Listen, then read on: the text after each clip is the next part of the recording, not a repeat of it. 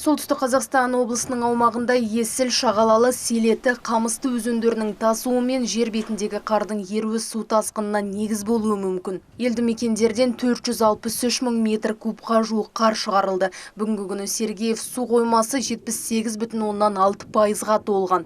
Бұл 2021 жылмен салыстырғанда 11%-ға аз көрсеткіш. Төтенше жағдай департаментінің мамандары су тасқынының алдын алу үшін қажетті техника мен құтқарушылар саны жететіндігін айтады.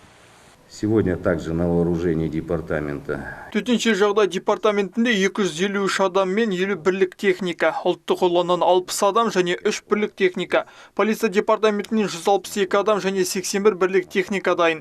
Халықты тасымалдауға және эвакуациялауға арналған 10 жоғары өтімді вахтовка, 5 батпақ жол тағылғымайтын көлік, 5 жүзу құралы, 85 мотопомпа, 370 су өткізбейтін костюм және сыйымдылығы 400 адамнан асатын 21 шатыр бар.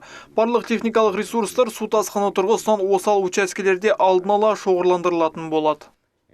Өңірдің 170-тен астам елді мекенде су басу қаупі азайған. Бүгінгі күні су басу қаупі бар 85 елді мекен есепке алынды. Онда 6068 адам тұратын 1872 тұрғын үй бар. С 21 февраля Жарияланған айлық аясында 21 ақпаннан бастап халықты су тасқынынан болатын қауіп-қатерлерді азайту шаралары туралы оқыту және ақпараттандыру жұмыстары жалғасуда. Жыл басынан бері 3,6 мыңнан астам адамды қамтитын 78 рейд жүргізілді.